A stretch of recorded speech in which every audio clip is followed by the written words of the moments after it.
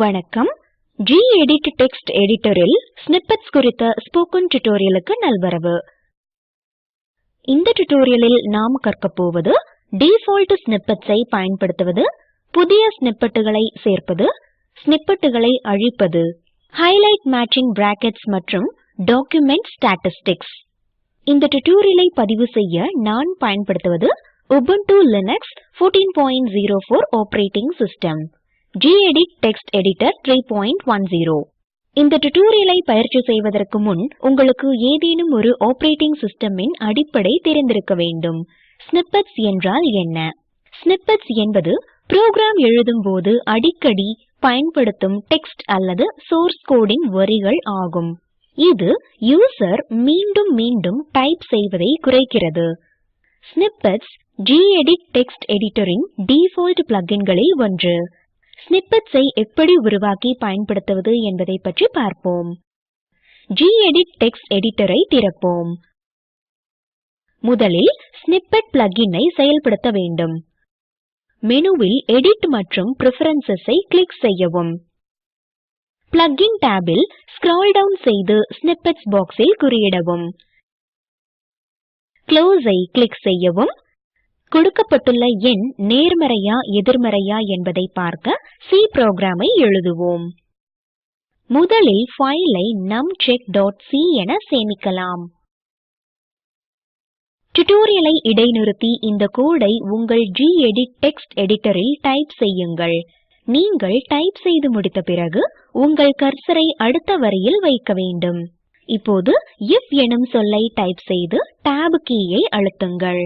if ஸ்டேட்மெண்டின் அமைப்பு தானாக இங்கு நுழைக்கப்பட்டிருப்பதை கண்டீர்களா? டிஃபால்ட்டாக கண்டிஷன் எனும் சொல்லின் மீது கர்சர் உள்ளதை கவனிக்கவும்.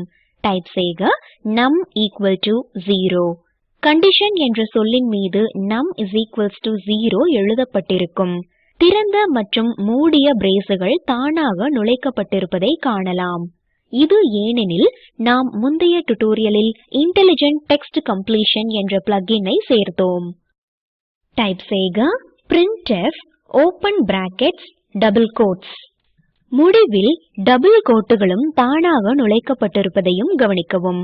Auto close brackets and quotes என்பது இன்டெலிஜென்ட் டெக்ஸ்ட் கம்ப்ளீஷனின் ஒரு அம்சம் என்பதை நினைவுகூரவும். இப்போது இங்கு காட்டப்பட்டுள்ளது போல் டைப் செய்யவும்.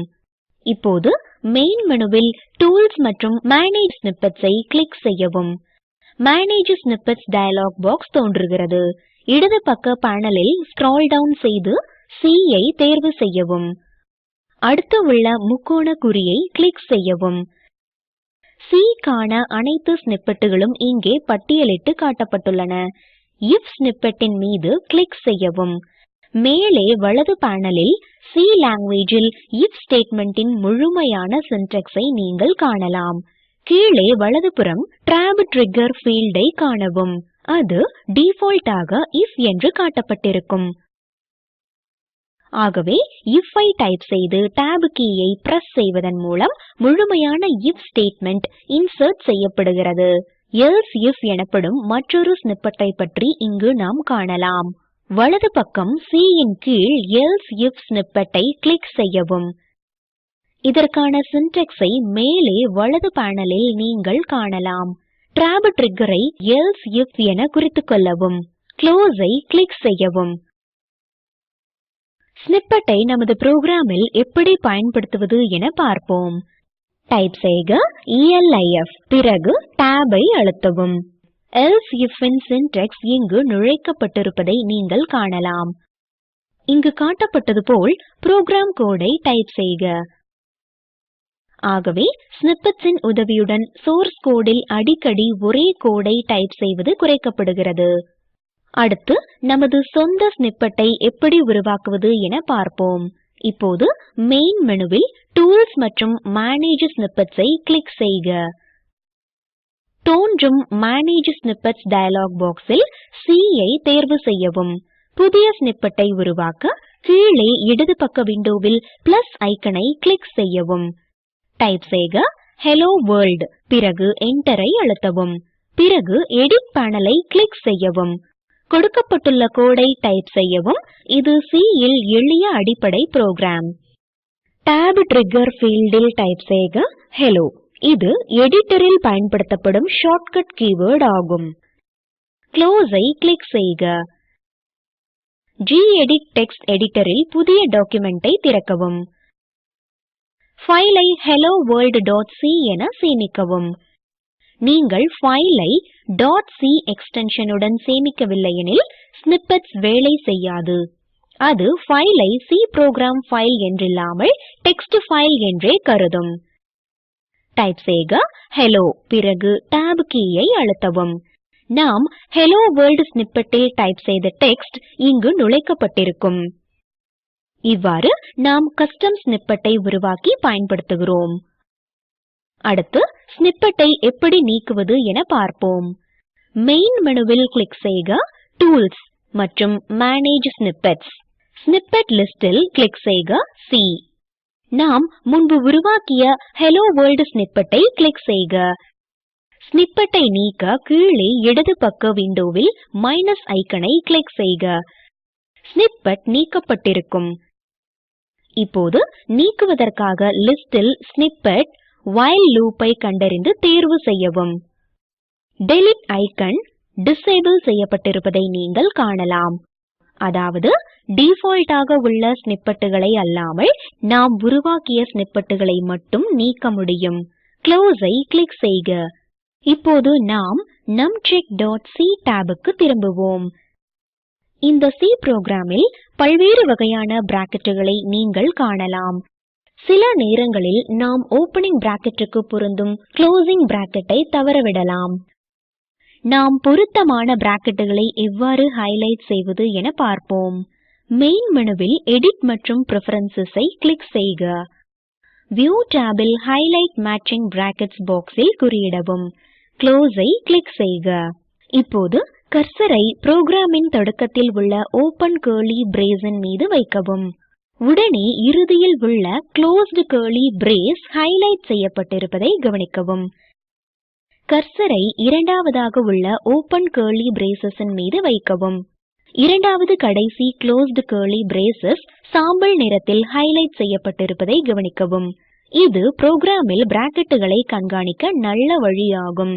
எல்லா ஓபன் பிராக்கெட்டுகளும் அவற்றுக்கு பொருத்தமான க்ளோசிங் பிராக்கெட்டுகளை கொண்டுள்ளதா என்று உறுதி செய்ய இது உதவுகிறது. அடுத்து நாம் டாக்குமெண்ட் ஸ்டாட்டிஸ்டிக்ஸின் அம்சங்களை பற்றி பார்ப்போம். டாக்குமெண்ட் ஸ்டாட்டிஸ்டிக்ஸ் பிளக்கின் கரண்ட் டாக்குமெண்ட்டுகளுக்கு தொடர்புடைய பல புள்ளி விவரங்களை காட்டுகிறது.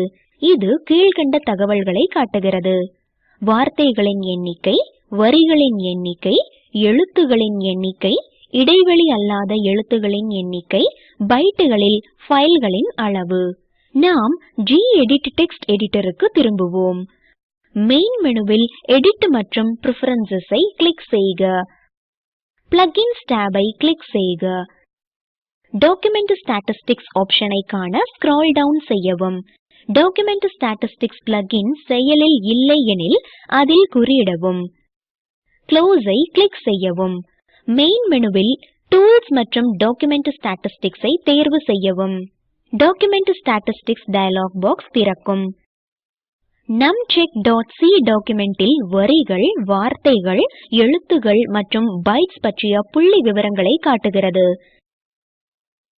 இங்கு காட்டப்படுவது போல் numcheck.c ஃபைலில் வார்த்தைகளை மாற்றவும். இப்போது டாக்குமெண்ட் ஸ்டாட்டிஸ்டிக்ஸ் டயலாக் பாக்ஸில் அப்டேட் ஐ கிளிக் செய்யவும். நாம் ஏற்படுத்திய மாற்றங்களை பிரதிபலிக்க தகவல்கள் புதுப்பிக்கப்பட்டிருப்பதை கவனிக்கவும். க்ளோஸ் ஐ கிளிக் செய்யவும். டாக்குமெண்டில் ஒரு குறிப்பிட்ட எண்ணிக்கை கொண்ட வார்த்தைகள் இருக்க வேண்டுமெனில் இந்த அம்சம் மிகவும் பயனுள்ளதாக இருக்கும். இந்த டியூட்டோரியலின் முடிவிற்கு நாம் வந்துவிட்டோம். நாம் கற்றதை நினைவு கூறுவோம். இந்த டியூட்டோரியலில் நாம் கற்றது டிஃபால்ட் ஸ்னிப்பெட்ஸ் ஐ பயன்படுத்துவது, புதிய ஸ்னிப்பெட்ஸ் ஐ சேர்ப்பது, ஸ்னிப்பெட்ஸ் ஐ நீக்குவது, மேட்சிங் பிராக்கெட்ஸ் மற்றும் டாக்குமெண்ட் ஸ்டாட்டிஸ்டிக்ஸ் ஐ ஹைலைட் செய்வது. உங்களுக்கான வேலை இதோ. கம்பெனி ஹெடர் என்ற புதிய கஸ்டம் ஸ்னிப்பெட்டை உருவாக்கவும். எடிட் பேனலில் கம்பெனியின் முழு முகவரியை என்டர் செய்யவும். tab trigger ஃபீல்டில் ஷார்ட்கட் கீயை கம்பெனி என்று என்டர் செய்யவும். புதிய டாக்குமெண்டை திறந்து ஸ்னிப்பெட்டை பயன்படுத்தவும். கொடுக்கப்பட்டுள்ள இணைப்பில் உள்ள வீடியோ ஸ்போக்கன் டியூட்டோரியல் ப்ராஜெக்டை சுருங்கச் சொல்கிறது. அதை தரவிறக்கி காணவும். ஸ்போக்கன் டியூட்டோரியல் திட்டக்குழு ஸ்போக்கன் டியூட்டோரியல்களை பயன்படுத்தி செய்முறை வகுப்புகள் நடத்துகிறது. இணையத்தில் பரீட்சை எழுதி தேர்வோருக்கு சான்றிதழ்கள் தருகிறது. மேலும் விவரங்களுக்கு எங்களுக்கு மின்னஞ்சல் செய்யவும். உங்கள் கேள்விகளை அதன் நேரத்தை குறிப்பிட்டு இந்த ஃபோரமில் கேட்கவும். ஸ்போக்கன் டியூட்டோரியல் திட்டத்திற்கு ஆதரவு NMEICT MHRD இந்திய அரசாங்கத்தின் மூலம் கிடைக்கிறது. மேலும் விவரங்களுக்கு கீழ்க்கண்ட இணைப்பை பார்க்கவும். இந்த டியூட்டோரியலை தமிழாக்கம் செய்து குரல் கொடுத்தது IIT பாம்பேயிலிருந்து சண்முகப்பிரியா.